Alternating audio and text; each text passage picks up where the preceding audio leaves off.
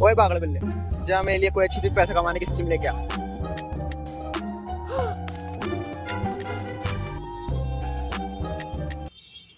मैं बड़ी जल्दी आ गया, क्या स्कीम लाया है?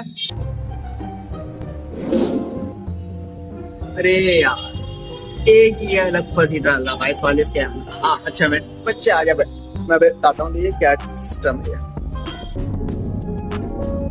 देखो इसमें क्या होता है, ये आपको बोलते हैं कि आपका 7 दिन का प्रोजेक्ट है या 10 दिन का प्रोजेक्ट है, आपको 20 पेज लिखने हैं, 50 पेज लिखने हैं, और इसके बदले में आपको 10,000, 5,000 या 20,000 रुपए पे आउट मिलेगा।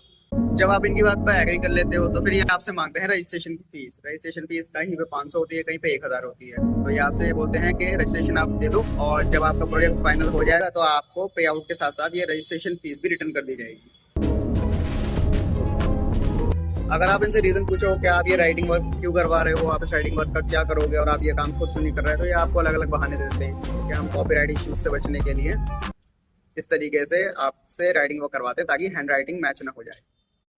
फाइनली जब आप इनको रजिस्ट्रेशन फीस दे देते हो, 1,000 रुपये, 1,500 रुपये, जो भी ये मांगे, तब आपके पास आता है एक एप्लीकेशन फॉर्म। उस एप्लीकेशन फॉर्म में कुछ कंडीशंस लिखी हुई होती हैं, और वो कंडीशंस ऐसी होती है कि चाहकर भी आप उन कंडीशंस को पूरा नहीं कर सकते। जैसे एक कंडीशन होती है इसमें कि अगर आपकी एक पेज में 10 से ज़्यादा मिस्टेक्स निकल आए, यानी एक प्रोजेक्ट में 10 से ज़्यादा मिस्टेक्स निकल आए, तो आपको पैसे नहीं मिलेंगे।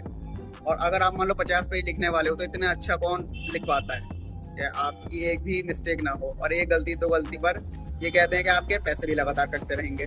दिए हुए टाइम लिमिट से आगे पीछे अगर आप जाते हो तो आपको पैसे नहीं मिलते। ये लोग आपको इंप्रेस करने के लिए अपने सर्टिफिकेट दिखाते हैं, अपना रजिस्ट्रेशन दिखाते हैं कि हम MSME में भी रजिस्टर हुए हैं। तो देखो, MSME में रजिस्टर होना कोई बड़ी बात नहीं है, वो काम आप अपने हाथ से भी कर लेते हो, फ्री में हो जाता है। अब तक मैंने जिन लोगों को भी देखा है, जिन लोगों से ही बात करी, जिन्होंने इस प्रोजेक्ट का इस्तेमाल करा था या पैसा कमाने की कोशिश की थी इस तरह के किसी काम के जरिए, तो उनको उनका पैसा नहीं मिला। और बाकी जो आप स्टेटस पे या फिर स्टोरीज पे देखते हो या पोस्ट में देखते हो कि काफ़ी लोगों को पैसे मिले हैं, लोगों ने रिव्यू की वीडियोस बनाई हैं, तो मुझे उन लोगों पे सच बताऊं तो यकीन नहीं है, क्योंकि ये आपस में ही एक दूसरे के साथ इज्जत खेलते रहते हैं। एक दूसरे का रिव्यू ले लिया, एक दूसरे को कांग्रेचुलेशन दे दिया, जैसे वो MLM वाले होते हैं, आपस में एक दूसरे के साथ इज्जत खेलते हैं कि आज तुम मुझे इज्जत दो, कल को मैं तुम्हें इज्जत दे दूंगा। वैसे ये वाले प्रोजेक्ट्स भी होते हैं, सेम चीज़।